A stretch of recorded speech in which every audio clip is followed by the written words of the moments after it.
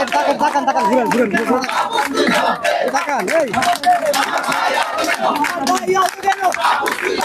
ভাই চালের দিকে ভাই এদিকে চান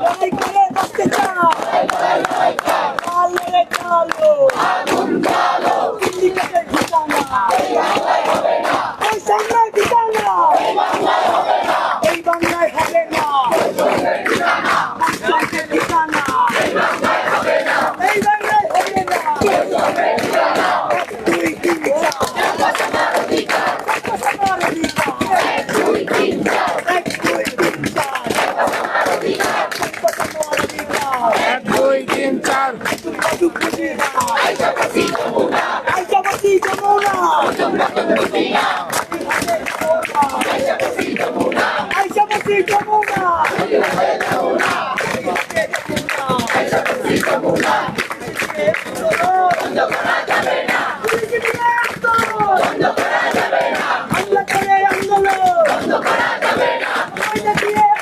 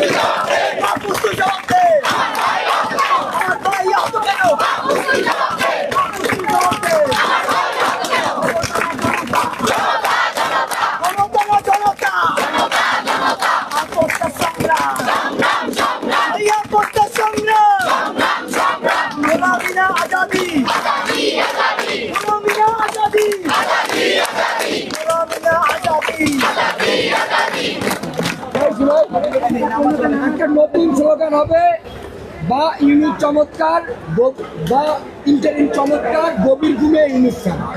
বা ইন্টারিম চমৎকার, গভীর ঘুমে ইউনিট খান। স্লোগান হবে, স্লোগান হবে, বা ইন্টারিম চমৎকার, গভীর ঘুমে ইউনিট খান। বা ইন্টারিম চমৎকার, গভীর ঘুমে ইউনিট খান। জেগে উঠে ইউনিট খান, গভীর ঘুমে ইউনিট খান। বা ইন্টারিম চমৎকার, গভীর ঘুমে ইউনিট খান। গভীর ঘুমে ইউনিট খান, জেগে উঠে ইউনিট খান। আর কত কাল দিবেন স্যার? বা ইন্টারিম চমৎকার, গভীর ঘুমে ইউনিট খান। বা ইন্টারিম চমৎকার, গভীর ঘুমে ইউনিট খান। গভীর ঘুমে ইউনিট খান, জেগে উঠে জেগে স্যার। জেগে উঠে ইউনিট খান। বা ইন্টারিম চমৎকার, গভীর ঘুমে ইউনিট খান। গভীর ঘুমে ইউনিট খান, জেগে উঠে ইউনিট খান। বা ইন্টারিম চমৎকার, গভীর ঘুমে ইউনিট খান। জেগে উঠে ইউনিট খান। বা ইন্টারিম চমৎকার, গভীর ঘুমে ইউনিট খান। গভীর ঘুমে ইউনিট খান। দর্শক আপনারা দেখছেন স্লোগানের উত্তাল প্রধান উপদেষ্টার বাসভবন যমুনা এলাকা। গত 3 দিন ধরে এভাবেই কিন্তু আন্দোলন করছেন জগন্নাথ বিশ্ববিদ্যালয়ের শিক্ষার্থীরা। 3 দফা দাবি নিয়ে লং মার্চ টু যমুনা কর্মসূচি নিয়ে তারা প্রধান উপদেষ্টার বাসভবন এলাকায় এসেছিলেন এবং সেখানে পুলিশের সঙ্গে তাদের কিন্তু সংঘর্ষ হয়েছিল। এরপর থেকেই তারা এখানে অবস্থান কর্মসূচি পালন করছেন এবং তারা বলছেন যতক্ষণ পর্যন্ত তাদের আন্দোলন মেনে নেওয়া না হবে ততক্ষণ পর্যন্ত তাদের এই আন্দোলন কিন্তু চলবে এবং স্লোগান কিন্তু চলছে। স্লোগানে উত্তাল প্রধান উপদেষ্টার বাসভবন এলাকা। আপনারা কিন্তু দেখছেন, বা ইন্টারিম চমৎকার, গভীর ঘুমে ইউনুস স্যার, এই স্লোগান কিন্তু এখন চলছে। এবং জগন্নাথ বিশ্ববিদ্যালয়ের শিক্ষার্থী যারা রয়েছেন তারা বলছে যতক্ষণ পর্যন্ত তাদের এই আন্দোলন মেনে নেওয়া না হবে ততক্ষণ তাদের এই আন্দোলন চলবে এবং জুম্মার নামাজের কারণে তারা কিন্তু তাদের এই স্লোগান কিছুটা সময়ের জন্য বন্ধ করেছেন এবং জুম্মার নামাজের পর তারা কিন্তু গণ অনশনের ঘোষণা তারা কিন্তু দিয়েছেন এবং তারা কিন্তু গণ অনশনে যাবেন না। জুম্মার নামাজের পরেই তাদের দাবি আদায়ের লক্ষ্যে জগন্নাথ বিশ্ববিদ্যালয়ের শিক্ষার্থীরা তারা গণ অনশনে যাবেন। আপনারা দেখছেন প্রধান উপদেষ্টার বাসভবনের যে প্রবেশ মুখ, সেই প্রবেশ মুখে কিন্তু এভাবেই আন্দোলন কিন্তু চলছে। আমরা আন্দোলনকারীদের সঙ্গে একটু কথা বলবো এবং তাদের কাছ থেকে আসলে জানার চেষ্টা করব তাদের এই আন্দোলন সম্পর্কে।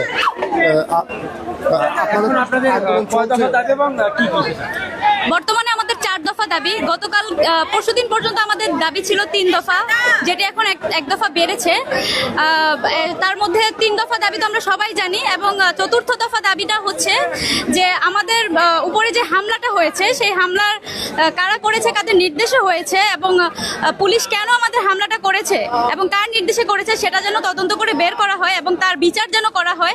আমাদের 3 দফার সাথে সাথে এই একটি দফাও আমরা যুক্ত করেছি।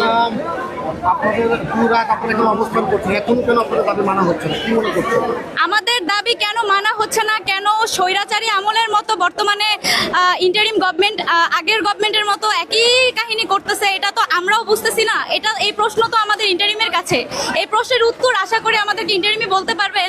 কেন এই বৈষম্য কেন তারা আবার শুরু করেছেন, এই বৈষম্যহীন এই বাংলাদেশে কেন আবার আমাদেরকে বৈষম্যের শিকার হতে হচ্ছে এবং এখন পর্যন্ত 3 দিন পর্যন্ত আমরা কেন এখন পর্যন্ত আমাদের দাবি আদায় করতে পারলাম না। আমাদের রাতের পর রাত জাগতে হচ্ছে, এই যমুনায় বসে থাকতে হচ্ছে। তাদের কি এগুলো চোখে পড়তেছে না?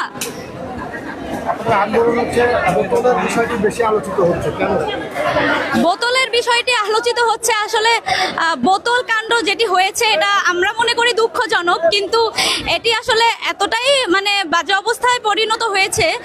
শেখ হাসিনাকে আমরা দেখেছি মানুষের মৃত্যুর চেয়েও তার কাছে মেট্রো রেল নষ্টটা অনেক বেশি গুরুত্ব পেয়েছে।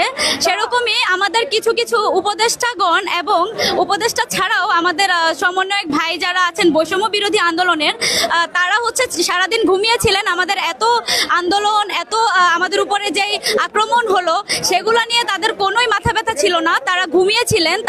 তাদের হয়তো বা ফোনে নেট ছিল না, নেটের কারণে তারা বলতে পারেনি আমাদের এই বিষয়ে কিছু, কোনো পোস্ট দিতে পারেনি।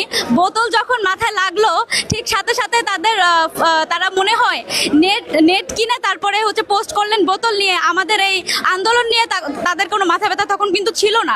এখন তাদের এই মাথা ব্যথা আবার শুরু হয়েছে, হয়তো জল যেদিকে গড়ায় সেদিকে তারাও গড়াচ্ছেন। এখন এই বিষয়ে আর কি বলতে পারি আমি? তাদের উদ্দেশ্যে বলতে চাই, ভাই তোমরা এই রাজনীতি কইরো না। এই রাজনীতি দিয়ে একবার এক স্বৈরাচার পতন হয়েছে, পতনের দিকে যাওয়ার দরকার নাই। আমাদের এই আন্দোলন সফল করার জন্য যত দ্রুত সম্ভব আন্দোলন যেন সফল হয়, আমরা যেন ফল পাই। এই আন্দোলনকে আর নস্যাৎ করার দরকার নাই, কারণ নস্যাৎ করার চেষ্টা যদি করা হয় সেটার ফলাফল খুবই খারাপ হবে, যেটা বিগত সরকার দেখেছে। এবং ইন্টারিম গভর্নমেন্ট নিশ্চয়ই এতক্ষণে বুঝে যাওয়ার কথা তার কি করা উচিত এবং কি করা উচিত না। ধন্যবাদ। আপনাদের গণ অনশন কর্মসূচি সম্পর্কে একটু বলুন। আমাদের গণ অনশনটা দফা যে দাবিটি যুক্ত হয়েছে সেই দাবিটা সম্পর্কে একটু।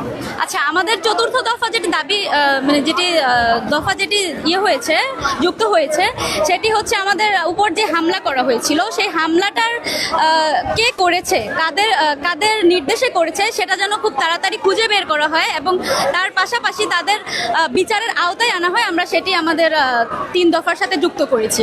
আর আমাদের বাদ জুমার পরে আমাদের গণ অনশন শুরু হবে। আপনার নাম আর কোন বিভাগের শিক্ষার্থী আপনি? আমি নুসরাত জাহান সুমি, আমি অ্যাকাউন্টিং অ্যান্ড ইনফরমেশন সিস্টেমস বিভাগের 15 ব্যাচ। দর্শক, জগন্নাথ বিশ্ববিদ্যালয়ের শিক্ষার্থীদের আন্দোলন কিন্তু চলছে।